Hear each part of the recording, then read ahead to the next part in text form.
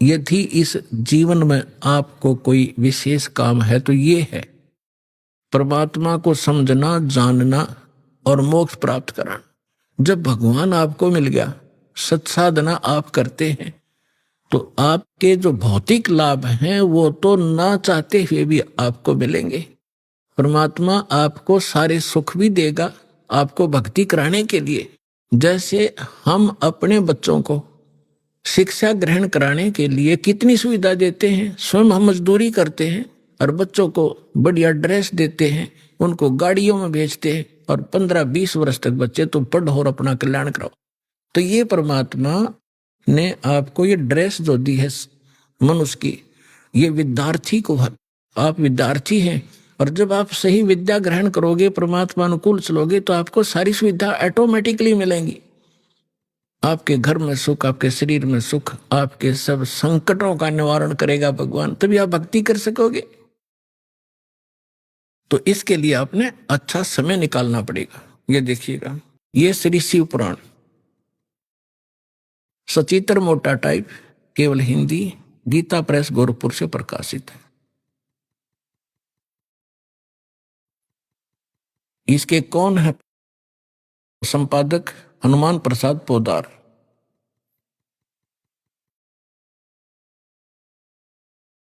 ये प्रकाशक मुद्रक है गीता प्रेस गोरखपुर, गोविंद मनु कार्यालय कोलकाता का संस्थान। अब यहां देखिएगा, ये 98-99 पृष्ठ पर हम पढ़ेंगे रुद्र संहिता, संक्षिप्त शिव पुराण, और ये 98 पे यहां नीचे से 5वां अध्याय है। अपने पुत्र नारद की यह बात सुनकर लोक पितामह ब्रह्मा वहां इस प्रकार बोले। अब 99 पर आ गए हम। ब्रह्मा जी ने कहा, ब्रह्मन देव शिरोमणि, तुम सदा समस्त जगत के उपकार में लगे रहते हो। तुमने लोगों के हित की कामना से बहुत उत्तम बात पूछी। अब नारद जी ने क्या पूछा था कि पिताजी, अपने पिता ब्रह्मा से, कि मुझे सृष्टि रचना सुनाओ। अब यो लगा सृष्टि रचना सुना। देखिएगा, जिस समय समस्त चराचर जगत नष्ट हो गया था, सर्वत्र केवल अंधकार ही अंधकार था, न सूर्य थे न चंद्रमा आदि आदि, उस समय तत् सत ब्रह्म, इस श्रुति में जो सत सुना जाता है एकमात्र वही शेष था। ठीक, अब ये देखिए क्या सट्टे मारेगा है। क्योंकि पुण्यात्मा ये 100 पृष्ठ पा गया। आपको थोड़ा सा हिंट दे दूं कि परमात्मा जब प्रथम सतयुग में आए थे, इन तीनों को मिले थे, ब्रह्मा जी को, विष्णु जी को, शिव जी को, एक संत रूप में, ऋषि रूप में, और इन्होंने ये ज्ञान सुना था परमात्मा से। अब ब्रह्मा जी परमात्मा वाले ज्ञान को कुछ अपनी अटकल को मिला के कैसे वो सृष्टि रचना बता रहा है। देखिएगा, जिस परब्रह्म के विषय में ज्ञान और अज्ञान से युक्त पूर्ण युक्तियों द्वारा इस प्रकार विकल्प किए जाते हैं, उसने कुछ काल के बाद द्वितीय की इच्छा प्रकट की। उसके भीतर एक से अनेक होने के संकल्प उदित हुआ। तब उस निराकार परमात्मा ने अपनी लीला शक्ति से अपने लिए एक मूर्ति की कल्पना की। अब ये के सट्टे मारे है, नो को वैसे तो परमात्मा निराकार है, वो ये ब्रह्म निराकार कहे, और उसने कहते फिर वो सदाशिव के रूप में आ गया। वो सदाशिव कौन है देखिए उनका। अब ये कहते हैं जो मूर्ति रहित परम ब्रह्म है, उसकी मूर्ति भगवान सदाशिव हैं। ये काल ने सदाशिव कहे हैं, आगे क्लियर भी होगा। अर्वाचीन और प्राचीन विद्वान उन्हीं को ईश्वर कहते हैं। उस समय एकाकी रहकर स्वेच्छानुसार विहार करने वाले सदाशिव ने अपने विग्रह से एक स्वरूप भूता शक्ति की सृष्टि की, जो उनके अपने श्री अंग से कभी अलग होने वाली नहीं थी। अब ये क्या कह रहा है ब्रह्मा जी, अपने विग्रह से उस काल रूपी ब्रह्म ने, सदाशिव ने अपने शरीर से एक स्त्री उत्पन्न की जो उसके श्री अंग से कभी अलग होने वाली नहीं थी, अलग कर दी। यह देख, अपने विग्रह से स्वयं ही एक स्वरूप भूता शक्ति की सृष्टि की जो उनके अपने श्री अंग से कभी अलग होने वाली नहीं थी। उस पराशक्ति को प्रधान और प्रकृति, गुणवती माया, प्रकृति भी कहते हैं उस दुर्गा को, बुद्धि तत्वों की जननी तथा विकार रहित बताया गया है। वह शक्ति अंबिका दुर्गा कही गई है। उसको प्रकृति, ये ध्यान रखना, दुर्गा को प्रकृति भी कहते हैं, जो गीता में आपको दिखाया था।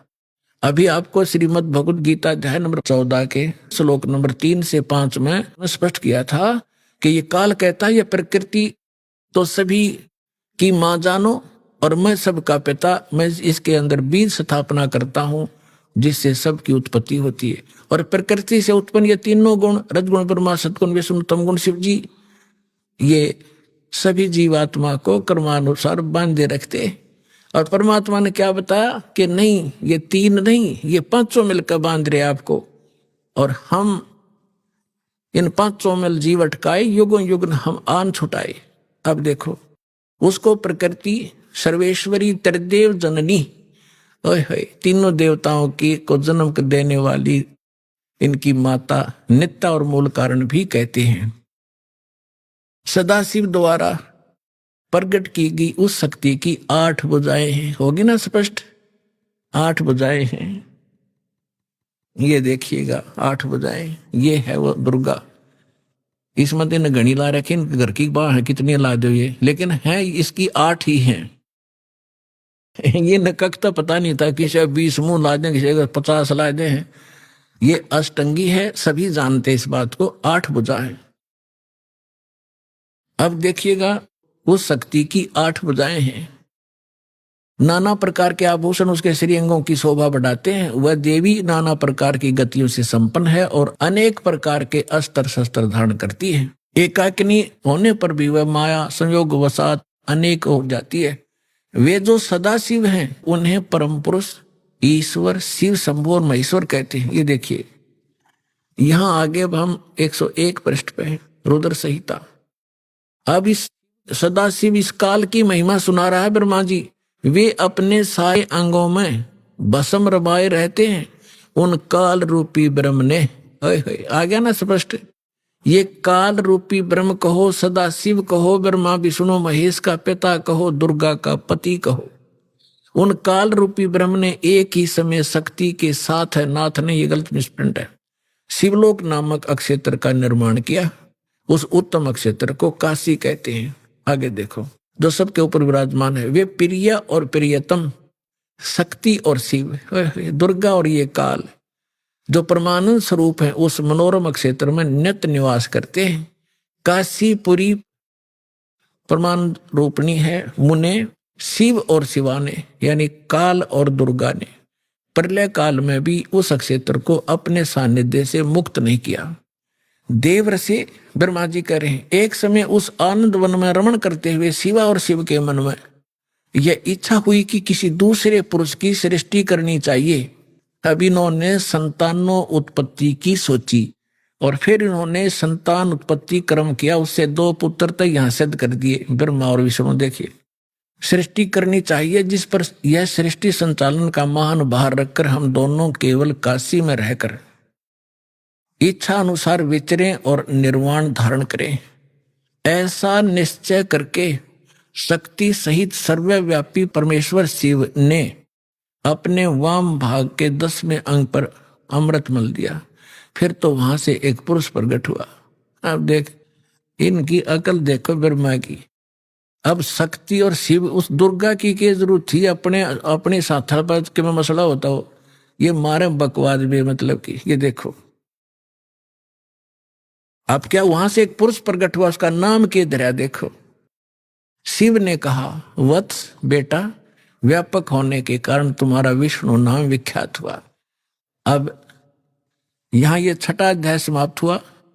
अब 7वें में क्या कहा ब्रह्मा जी कहते हैं, देवर से जैसे विष्णु की उत्पत्ति करी दुर्गा और काल ने मिलकर, तत्पश्चात कल्याणकारी परमेश्वर सांब सदाशिव ने, उस काल रूपी ब्रह्म ने पूर्ववत प्रयत्न करके मुझे अपने दाहिने अंग से उत्पन्न किया।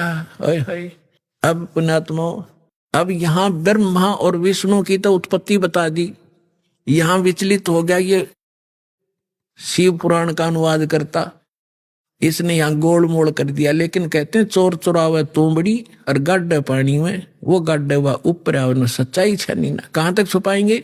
अब दिखाता हूं आपको, कल भी दिखाया था, आज फिर दिखाऊंगा।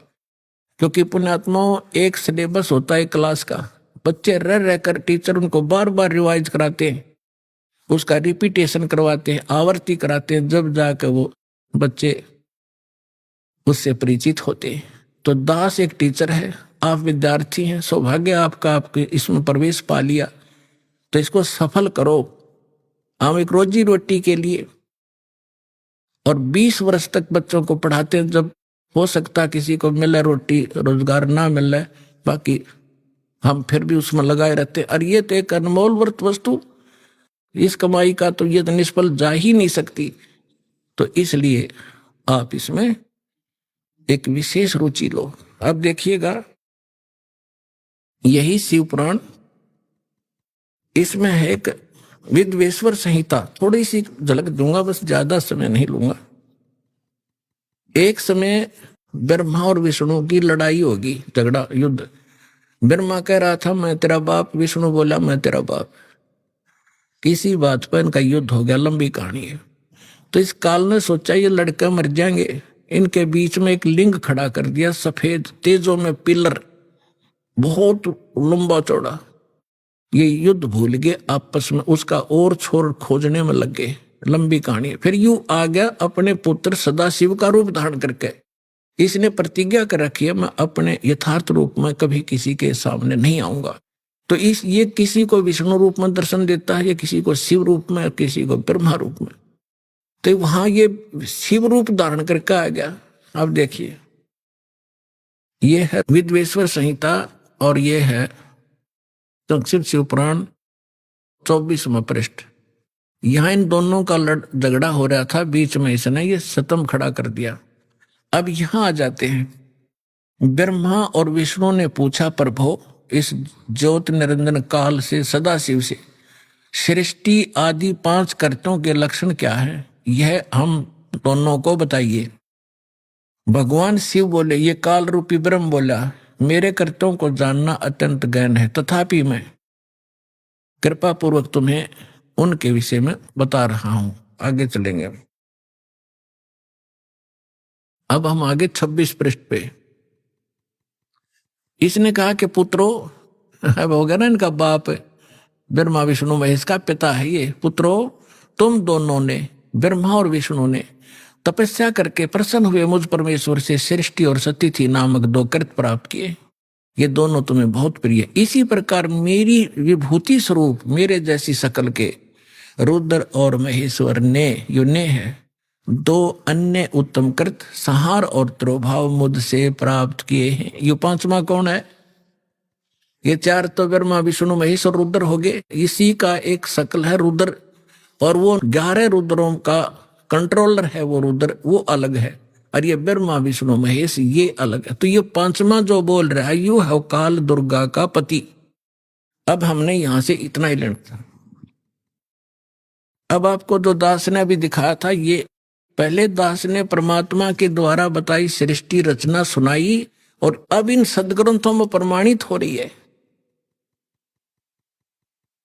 तो इससे क्या सिद्ध हो गया कि कौन ब्रह्मा का पिता है और कौन विष्णु की माँ, शंकर का दादा कौन है, हमको देव बता। तो इस कथा से आपको सौदा सिद्ध हो जाएगा कि ब्रह्मा विष्णु महेश का पिता और शंकर, इनका दादा कौन है? इनका दादा है कबीर जी, वो सत्य पुरुष जिसने इनके पिता ज्योत निरंजन को जन्म दिया, और उसी से फिर ब्रह्मा विष्णु महेश का जन्म हुआ इस ज्योत निरंजन काल से। तो इनका दादा कौन है? कबीर, सत्य पुरुष, वो परमेश्वर है।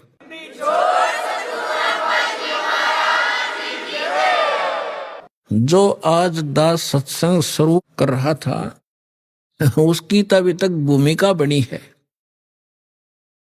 अब क्या हुआ, इन तीनों देवताओं का दुर्गा ने ब्याह कर दिया, अपने ही 3 रूप बनाए, सावित्री, लक्ष्मी और पार्वती। समुद्र में छुपा दिए अपने वचन से। 3 लड़कियां युवा बना दी, और ये जब युवा हुए इनको कोमा से बाहर कर दिया, इन तीनों का विवाह कर दिया। इनसे फिर आगे काल की सारी सृष्टि चली। अब दास तो आज प्रसंग शुरू किया था वही शुरू होगा मेरा तय काम जो बताना चाहूं था। अब धर्मदास जी ने पूछा, हे परमात्मा, हम बड़े नीच और पामर प्राणी हैं। हे भगवान, हमने आपके साथ धोखा किया, आपके साथ चीटिंग करी, और फिर भी आप हमारे लिए भटक रहे हो। कैसे दया करी दाता। तब परमात्मा ने कहा कि जब यहां ये प्राणी इतने दुखी हो गए, हाहाकार माच गई, तब क्योंकि उस समय तक परमात्मा ये बताना चाहते थे, क्योंकि परमेश्वर ने कहा कि उस समय जब यहां हाहाकार माची, धर्मदास मैं अपने पुत्र जोगजीत का रूप बना के, जिस पुत्र के रूप बना के इनको निकाला था उसी का रूप बना के मैं वहां खड़ा हो गया जहां 1,00,000 मानव शरीरधारी प्राणी, स्त्री और पुरुष वहां भूनने जा रहे थे तपस्या, और चटक पटक जीव करे थे, वो दो चटक पटक कर पड़े थे, बुरा हाल हो रहा था। तो वहां मेरे जाने से सभी जीवों की वो तपत तो खत्म होगी। वह टुकड़ी, वह तपस्या ऐसे की ऐसी जल रही थी, लेकिन मेरी रजा से उनको आंच नहीं लगे थी। सभी बैठ के या तो रो रहे थे, फिर सामने देखा, मुझे देखकर कहा कि हे भगवान, हम कौन से पाप का कर्म भोग रहे हैं, दुख भोग रहे हैं, क्योंकि सबको ये मालूम है अपने किए का कर्म भोगना पड़ता है। तो परमात्मा ने कहा, भाई ये जो तपस्या पर दुख है ना, ये यहाँ का नहीं, ये सतलोक में तुमने गलती करी थी, वो दंड है। तब सारी सृष्टि रचना सुनाई। तो वहां तो सारे दुखी थे, सबको मालूम था, ना कोई बेटा साथ था, ना बेटी साथ थी, ना कोई संपत्ति साथ थी, ना कोई रिश्तेदार साथ था, अकेले भुन रहे थे, पिट रहे थे वहां पर। तो वहां सभी ने स्वीकार किया जो मालिक बता रहे थे, और कहा, हे भगवान, हमें छुटवा लो काल अन्यायी से। परमात्मा बोले, ऐसे नहीं। अब यहां परमात्मा ने कहा कि जोर करूं तो मेरा वचन नसाई, जब तुम जाए धरो जग नर देहा, तब तुम करना मम सत सबद स्नेहा। जब तुम संसार में जाओ, मनुष्य शरीर प्राप्त हो, और मेरा कोई दास इस सच्चे ज्ञान को और सत्य नाम को सुना रहा हो, बता रहा हो, तब उसकी शरण में चले जाना, तब तुम्हारा मोक्ष होगा, ना तो नहीं हो सकता। तब उन्होंने कहा कि हे परमात्मा, अब का जन्म मनुष्य का हो गया, वर्ण संत खोजेंगे और आपकी शरण, आपकी भक्ति करा करेंगे, और पूजा हम करेंगे नहीं। यहाँ तो ये फिर तीनों गुण इनको परमित कर देते, इनको ज्ञान नहीं, कहाँ थे, कौन जन्मे थे, ऐसा जुल्म कर रखा हमारे साथ। तो फिर क्या हुआ, परमात्मा ने कहा कि वहां वो ऋषि में, ऋषि भी वहीं भुन रहे थे, भुनने जा रहे थे, तो यहां मंडलेश्वर पाक रहे थे। तब परमात्मा ने कहा, तुम निराकार बताते हो इस काल को, ज्योत निरंजन को, अभी आएगा तुम्हें खाने के लिए। देखो वो आ गया सामने, वो साकार है, नर आकार है, ओछा माथा उसका 2 उंगल का, और ऊंचा ऊंचा स्वर्ण भयंकर सा चेहरा से देव आ रहा सामने। परमात्मा बोला, अब तुम जाओ यहां से। परमात्मा ने उन सभी को वहां से उड़ा दिया। वो आगे अपने कर्माधार से, जहां पर किसी ने पशु बनना था, पक्षी बनना था, धर्मराज से लेखा कर वो आगे चले गए। अब जब उस काल ने देखा सामने भगवान खड़े, जोगजीत खड़ा है, जिसने मुझे निकाला था वहां से, इतना तो वो जान गया कि कोई परमात्मा का संदेश लेकर आया है। ये थोड़ा सा उसको डर भी था, कहीं यहां से भी निकालने ना आ गया, मैं ये इनको दुखी कर रहा हूं। फिर भी उसने हिम्मत करके पूछा कि जोगजीत, तू यहां क्यों आया? परमात्मा का कोई वचन है तो मुझे बता, आदेश दे, और आज तुझे मैं ठीक करूंगा। तूने वहां से मुझे मार कर निकाला था, और आज तू मेरे लोक में कैसे आ गया? तब जोगजीत रूप में खड़े परमात्मा ने कहा कि परमात्मा का आदेश लेकर मैं आया हूं, और आपने सभी प्राणियों का कैसी दुर्गति कर रखी है, बुरा हाल कर रखा है। कोई गधा बना दिया, कोई कुत्ता बना दिया, किसी की टांग कट गई, किसी को कैंसर हो गई, किसी का बेटा मर गया, किसी की बेटी विधवा। ऐसा जुल्म तो ये क्या कहता है कि मैं तो सत का राज करता हूं, जो जैसा कर्म करता अपना भोग रहा है, मैं क्या करूं। और इसने अपना एजेंट छोड़ रखा मन आत्मा के साथ, ये सारे उल्टे काम करावे और आत्मा के सिर दर दे कि यू इसने कराया। तो परमात्मा ने कहा कि निरंजन अब मैं किस लिए आया हूं ये और बता दूं। हाँ बता दे। मैं नीचे जाऊंगा और तेरी पोल पाड़ूंगा और बताऊंगा ये भगवान नहीं है, ये काल है, ये तुम्हारा दुश्मन है, तुम्हें अपने आहार के लिए रोके हुए है, तुमसे ही बच्चे पैदा करवाता है, ये खुद खाता है। जैसे कसाई बकरे पाला करता है, नर और मादा बकरे छोड़ देता है, वो उत्पत्ति करते हैं अपनी ममता में और विषय वासनावश होकर, और खाता कसाई है। तो ऐसा है, ये जाकर बताऊंगा। अपने आत्माओं, इस बात ने सुनकर भयंकर हो गया काल। और परमात्मा कहते धर्मदास मेरे ऊपर ऐसे ऐसे टूट के पड़ा जैसे अब मार देगा मैंने।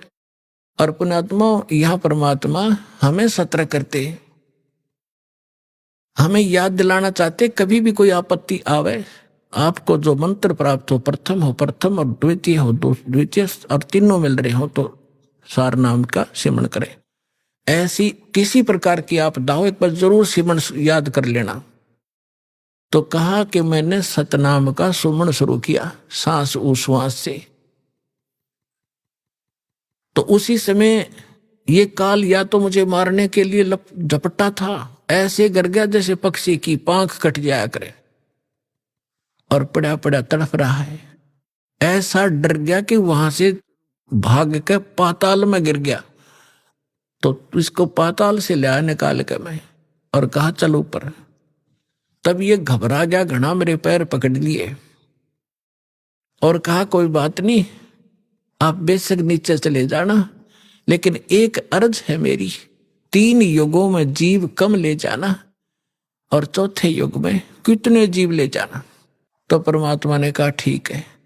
और दूसरा ये कहा कि मेरा ज्ञान जो माने वो हमारा, आपके ज्ञान को जो माने वो आपका, बलपूर्वक ना ले जाना।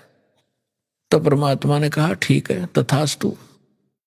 जब सारे वचन भरवा लिए फिर बदल गया गिरगिट की तरह, कहने लगा कि बेशक चले जाना जोग जी, चौथे युग में इन जीवों को इतना कंडम कर दूंगा, ये भक्ति योग नहीं रहेंगे, इनको सब उल्टी साधना पर लगा दूंगा, देवी देवता पत्थर पहाड़ों की पूजा में इनको व्यस्त कर दूंगा।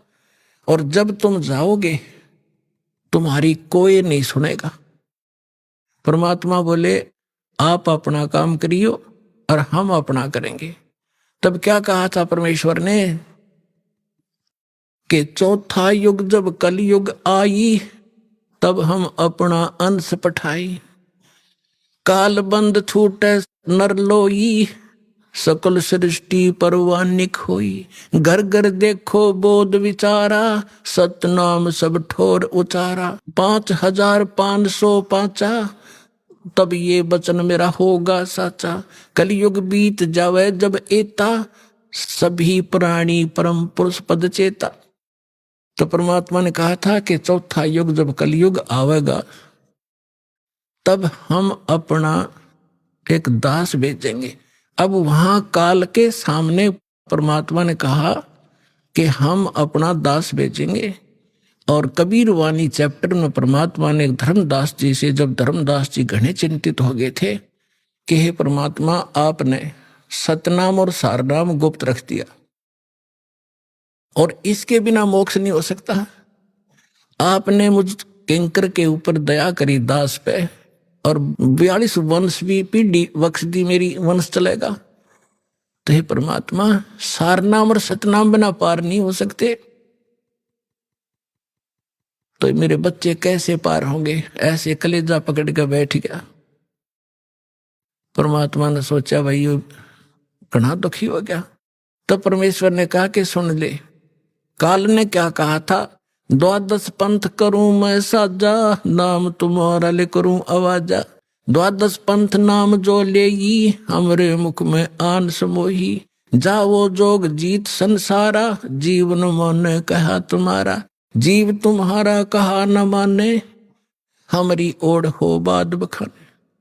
अब इतना समय नहीं रहा, मैं वो सारे प्रमाण आज नहीं दिखा पाऊंगा आपको कि 12 पंथ कौन कौन से हैं। तो 12 पंथ, 12वां पंथ गरीबदास पंथ बताया है, लिखा कवि सागर में। तो परमात्मा ने कहा तू चिंता ना करे धर्मदास, जब 5500 वर्ष कलयुग बीत जाएगा तब या बिचली पीढ़ी आवेगी, और बिचली पीढ़ी तक यो ज्ञान और तत्व ज्ञान और सतनाम सारनाम कति गुप्त रखना है, नहीं तो काल के दूतों का हाथ लग जाएगा, मेरा सारा मिशन खराब हो जाएगा। तो परमात्मा ने देखा कि यो बिल्कुल चिंतित हो गया घना। तब परमेश्वर ने कहा धर्मदास जब साची बताऊं तेरे ते। तब धर्मदास ने कहा कि भगवान आज कितना अच्छा समय है, कलयुग स्टार्ट है और आज भी लोग ना मानते, और आप कह रहे हो आगे तो भयंकर कलयुग पैदा कर देगा, काल ऐसा जुल्म कर देगा, हाहाकार मच जाएगी, इंसान कृतघ्नी हो जाएंगे। तो उस समय कैसे पार होंगे? आज तो आप भी विद्वान हैं और फिर भी ना मान रहे ये लोग। तो परमात्मा ने कहा जब 5500 वर्ष कलयुग बीतेगा और बर्मा वंश चल चुका होगा इस काल का, यानी गरीबदास पंथ तक, तो उस बर्म में पंथ में मैं आऊंगा स्वयं, और फिर सभी पंथों को खत्म करके एक पंथ बनाऊंगा और सारी सृष्टि मेरा ही नाम लेगी। तेरे 42 वंश क्या सारी सृष्टि न पार करूंगा धर्मदास, इन 42 की तो चिंता छोड़ तू। तब उसका दिल डटा था और काल के सामने परमात्मा ने थोड़ा सा भेद रखा कि मैं अपना अंश भेजूंगा, और घर घर देखो बोध विचारा और सत नाम सब ठोड़ उचारा। आप देख रहे हो आज ये ज्ञान गंगा घर घर में पहुंच गई है। ना कोई किताब खरीदनी है, इंसान देखा था कितना, या किताब बिकती देखी थी आपने गांवों के अंदर, शहरों के अंदर?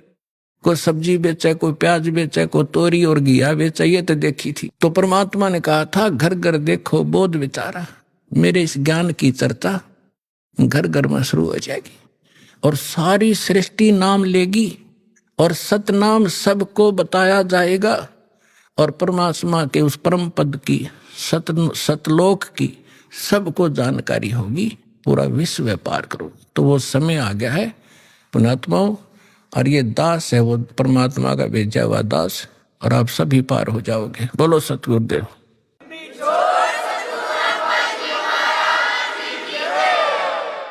जिस प्राणी के युगों युगों के शुभ संस्कार उदय होते हैं उनको मानव शरीर प्राप्त होता है, और जिन जीवात्माओं को मानव शरीर के अंदर परमात्मा प्राप्ति की प्रेरणा होती है वो बहुत ही शुभ संस्कारी हंस होते हैं, और जिनको सतगुरु मिल जाते हैं, सत साधना प्राप्त हो जाती है, वो बहुत ही अच्छी किस्मत वाले होते हैं। जैसे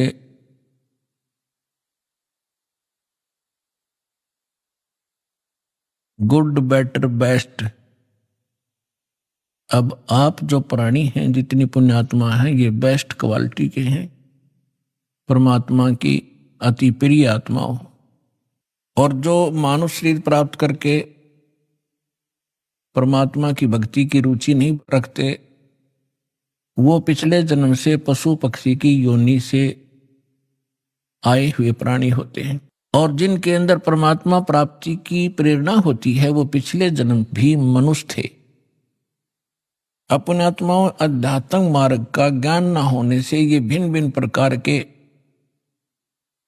मतांतर प्रारंभ हो गए, जिनमें से एक सिरफिरा पंथ चल रहा है ब्रह्मा कुमारी, वो एक प्रेत का चलाया हुआ है, और वो क्या कहते हैं कि मनुष्य तो मनुष्य ही रहेंगे और अन्य प्राणी ही बने रहेंगे। उनका यहां तक विधान है कि जो व्यक्ति आज जिस तिथि में है, उनके विधान अनुसार तो यह सिद्ध होता है कि स्त्री स्त्री ही रहेंगी, मनुष्य मनुष्य ही रहेंगे। और उनका क्या विधान है कि आज कोई लंगड़ा है, अंधा है, काना है, गूंगा है या स्वस्थ है, तो 5000 वर्ष के बाद उसका वही नाम होगा, उसकी माता पिता का भी वही नाम होगा और वही गांव होगा, वही